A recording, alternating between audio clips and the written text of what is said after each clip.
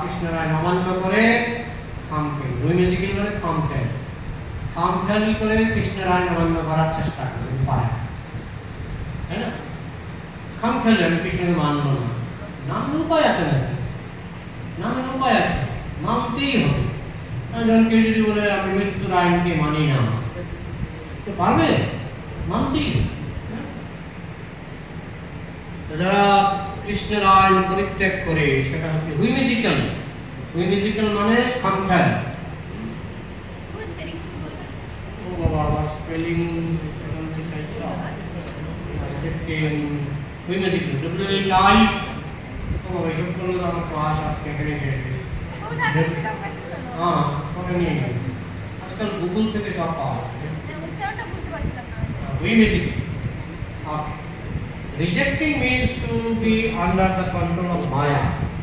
আমি যখন বলি কৃষ্ণের আইন মানব না, তখন আমি মায়ার আইন মানি। কৃষ্ণের আইন মানব না, তখন আমি মায়ার আইন, আর মায়ার আইনটাকে তৈরি করবো কৃষ্ণ। মায়া তো কৃষ্ণের দাসী, তাই মায়ার আইনটা তো কৃষ্ণেরই নির্দেশে হয়েছে। যেমন যে ছেলে বাড়িতে খুব উৎপাত করে, বাবা মা অনেক সময় তাদেরকে রেসিডেন্সিয়াল স্কুলে পাঠিয়ে দেয়। Boarding school. কেন? বাড়িতে উৎপাত করিস, যা, ওইখানে আন্টি আছে, আন্টির আন্ডারে থাকে। দুর্গা হচ্ছে আন্টি, আর আমরা হচ্ছে হোস্টেলে আছি। দুর্গা আন্টি আমাদেরকে লাঠি দিয়ে পিটায়, ঠিক আছে? ত্রিশূল, ত্রি মানে কি? তিন, শুল মানে ব্যথা, শুল মানে ব্যথা, দন্তশুল, দন্তশুল মানে দাঁতের ব্যথা। এইভাবে যখন আমরা রাধা কৃষ্ণের কথা শুনতে চাই না, তখন আমরা এই জেলখানায় আসি, তখন দুর্গা দেবীর কথা আমরা শুনি। বাড়িতে থাকতে চাই না, আমরা হোস্টেলে আসি। And voluntarily accepting the service of the Lord means to be under the protection of the spiritual energy Yogamaya. Yogamaya যদি আমরা স্বেচ্ছায় কৃষ্ণের আইন মেনে চলি, তখন আমরা থাকি যোগমায়ার অধীনে। আর যখন যোগমায়াকে অমান্য করি, তখন আমরা চলে আসি মহামায়ার অধীনে।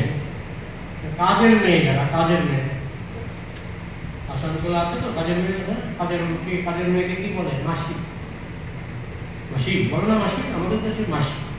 কাজের মেয়ে মানেই মাসি, মানে একটু বয়স্ক কাজের মাথা দিয়ে হবে মাসি, তাই না? এখন এই যে মাসি যদি মাঝে মধ্যে রেগে যায় মালিকের উপর, আমি আপনার কাজ করবো না, আমি আপনার কাজ করবো না, মাসি কাজ ছেড়ে দেয়। ছেড়ে সে কি করে? অন্য কোথাও কাজ জোগাড় করে। ঠিক তেমনি আমরা যখন রাধার কাছে কাজ করি, তখন আমরা রাধার সঙ্গে ঝগড়া করে আমরা চলে আসি মহামায়া দুর্গার অধীনে। কিন্তু কাজ তো আমরা ছাড়তে পারছি না। আমরা হয় রাধার অধীনে কাজ করব, নয় দুর্গার অধীনে কাজ করব। কিন্তু আমরা যেই কাজের মাসি, সেই কাজের মাসি আছি, তাই না? এখন রাধার অধীনে কাজ করলে যে ব্যবহার, যে আদর, দুর্গার অধীনে পাওয়া যায়। বুঝা গেল? দুর্গার অধীনে দুর্গা তো, কিন্তু কি করবো? নিজেরই ভুলে ইউটিউবে দেখছিলাম একটা মেয়ে বাসন মাজছে, হাতে শাঁখা শিখে। এবারের মালিক বলছে, তুমি তো বিবাহিত, তুমি কেন বাসন মাজছো? আরে যে কাজ করায় শাশুড়ি, প্রচুর কাজ করায়, এই জন্য ছেড়ে দিয়েছি। এখন কি কাজ করো না? হ্যাঁ, এখন 10-12টা বাড়িতে কাজ করি। তাইলে ছেড়ে দিলে পয়সা পায়,